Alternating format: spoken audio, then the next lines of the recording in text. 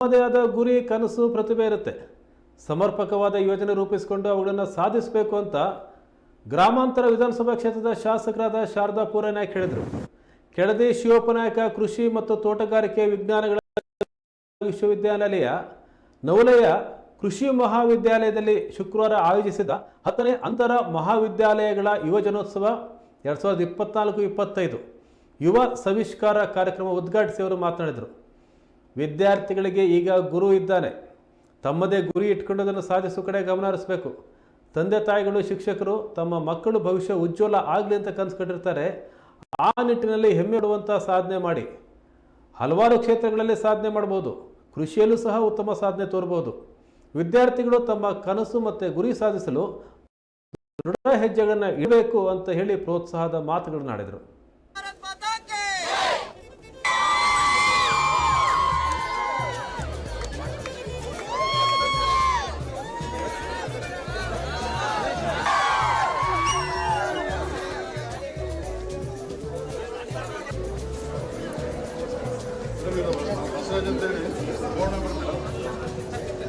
ವಿದ್ಯಾಲಯ ಶಿವಮೊಗ್ಗದ 10ನೇ ಅಂತರ ಮಹಾವಿದ್ಯಾಲಯಗಳ ಯುವಜನೋತ್ಸವಕ್ಕೆ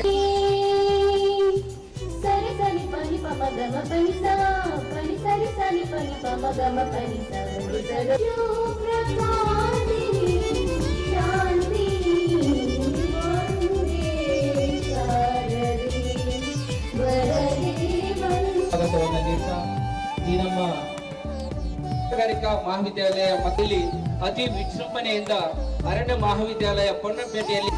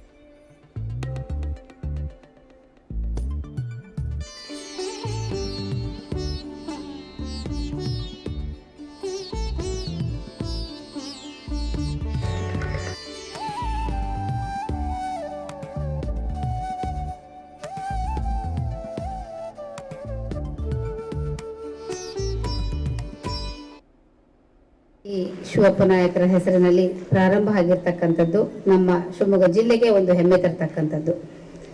ಇವತ್ತು ಇಲ್ಲಿ 10ನೇ ಅಂತರ ಮಹಾವಿದ್ಯಾಲಯದ ಯುವಕರು ನಿಮ್ಮ ಒಂದು ಯುವಜನೋತ್ಸವದ ಒಂದು ಕಾರ್ಯಕ್ರಮಕ್ಕೆ ನನ್ನನ್ನು ಕರೆದು ದೀಪ ಬೆಳಗಿಸೋದ್ರ ಮೂಲಕ ಉದ್ಘಾಟನೆಗೆ ಅವಕಾಶ ಕಲ್ಪಿಸಿಕೊಟ್ಟಿರ್ತಕ್ಕಂತಹ ವೇದಿಕೆಯಲ್ಲಿ ಇರ್ತಕ್ಕಂತಹ ಡಾಕ್ಟರ್ R.C. ಜಗದೀಶ್ ಅವರು, ಗೌರವಾನ್ವಿತ ಕುಲಪತಿಗಳು ಹಾಗೂ ನಮ್ಮ ಕ್ಷೇತ್ರದವರು ಸಹ, ಹನ್ಸ್ವಾಡಿ ಗ್ರಾಮದವರು ಸಹ ಆಗಿದ್ದಾರೆ ಅನ್ನೋದಕ್ಕೆ ಹೆಮ್ಮೆ ಅನಿಸುತ್ತೆ. ಜೊತೆಗೆ ಈ ಕಾರ್ಯಕ್ರಮಕ್ಕೆ ಚಲನಚಿತ್ರ ನಟರು ಭದ್ರಾವತಿಯಿಂದ ಅವರು ನಮ್ಮ ಜಿಲ್ಲೆಯವರೇ ಇವತ್ತು ಈ ಕಾರ್ಯಕ್ರಮಕ್ಕೆ ಬಂದು ಈ ಕಾರ್ಯಕ್ರಮಕ್ಕೆ ನಗರಿಯಲ್ಲಿ ಬಾರಿಸೋದ್ರ ಮೂಲಕ ಉದ್ಘಾಟನೆಯನ್ನು ಮಾಡಿಕೊಟ್ಟಿದ್ದಾರೆ. ವೇದಿಕೆಯಲ್ಲಿ ಇರ್ತಕ್ಕಂಥವರು ಡಾಕ್ಟರ್ ವಾಸುದೇವಪ್ಪನವರು, ಅವರು VC ಆಗಿದ್ರು. ಕಳೆದ ಬಾರಿ ನಾನು ಫಸ್ಟ್ ಟೈಮು ಶಾಸಕರಾಗಿ ಆಯ್ಕೆಯಾದಾಗ ಈ ಭಾಗದ ಜವಾಬ್ದಾರಿಯನ್ನು ಅವರೇ ತೆಗೆದುಕೊಂಡ್ರು. ಅವ್ರ ಸಂದರ್ಭದಲ್ಲಿ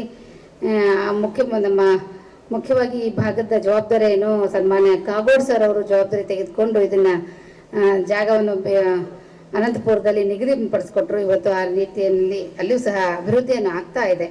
ಈ ಕಾರ್ಯಕ್ರಮದಲ್ಲಿ ಡಾಕ್ಟರ್ ಹೇಮಲಾ ನಾಯ್ಕರು ಭಾಗವಹಿಸಿದ್ದಾರೆ, ಡಾಕ್ಟರ್ ಧನಂಜಯನವರು ಹಾಗೂ ಈ ಸಭೆಯ ಅಧ್ಯಕ್ಷತೆಯನ್ನು ವಹಿಸಿರ್ತಕ್ಕಂಥ ಡಾಕ್ಟರ್ ತಿಪ್ಪೇಶ್ ನಾಯಕರು ಹಾಗೂ ಎಲ್ಲರನ್ನು ಆತ್ಮೀಯವಾಗಿ ನಮ್ಮನ್ನೆಲ್ಲರನ್ನು ಸ್ವಾಗತ ಮಾಡಿರ್ತಕ್ಕಂಥ ಡಾಕ್ಟರ್ NS ಮಾವರಪುರಿನವರು ನಮಗೆ ಮಾರ್ಗದರ್ಶನವನ್ನ ನೀಡಿದ್ದಾರೆ.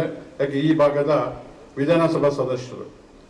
ಎರಡನೇದಾಗಿ ಶ್ರೀ ದಿಲೀಪ್ ಪ್ರಕಾಶ್ ಅವರು ಬಹಳಷ್ಟು ಹೇಳಿ ನೆದರ್ಲ್ಯಾಂಡ್ ಅವರು ನಟಿಸಿದ ಚಿತ್ರದ ಡೈಲಾಗ್ ಹೇಳ್ತಾರೆ ಅಂತ ನಾನು ಕೇಳ್ಕೊಂಡಿದ್ದೆ.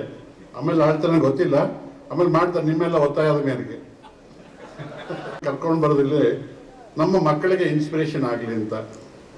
ಡಾಕ್ಟರ್ ಬಿ ಕೆ ಕುಮಾರಸ್ವಾಮಿ ಅವರು ಹೇಳಿದಾಗೆ ನಮ್ಮ ಅಗ್ರಿಕಲ್ಚರ್ ಯೂನಿವರ್ಸಿಟಿಯಲ್ಲಿ ಎಜುಕೇಷನ್ ಹೇಗಿದೆ ಅಂದರೆ ಒಂದು 60% ಎಜುಕೇಷನ್, ಒಂದು 20% ಸ್ಪೋರ್ಟ್ಸ್, ಒಂದು 15% ಕಲ್ಚರಲ್, ಒಂದು 5% ಆ ಕಡೆ ಯಾವ್ದಾದ್ರು ಆಡ್ಬೋದು.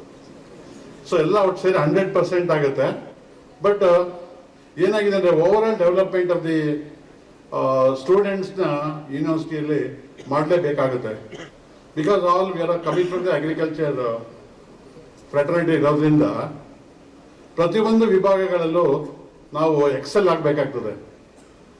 ಆ ದೃಷ್ಟಿಯಿಂದ ನಾವು ವಿಶ್ವವಿದ್ಯಾಲಯ ಪ್ರತಿಯೊಂದು ವಿಭಾಗಕ್ಕೂ ಎಜುಕೇಷನ್ಗೆ ಎಷ್ಟು ಇಂಪಾರ್ಟೆನ್ಸ್ ಕೊಡ್ತೀವೋ, ಸ್ಪೋರ್ಟ್ಸ್ಗೂ ಅಷ್ಟೇ ಇಂಪಾರ್ಟೆನ್ಸ್ ಕೊಡ್ತೀವಿ, ಮತ್ತು ಕಲ್ಚರಲ್ಗೂ ಅಷ್ಟೇ ಇಂಪಾರ್ಟೆನ್ಸ್ ಕೊಡ್ತೀವಿ.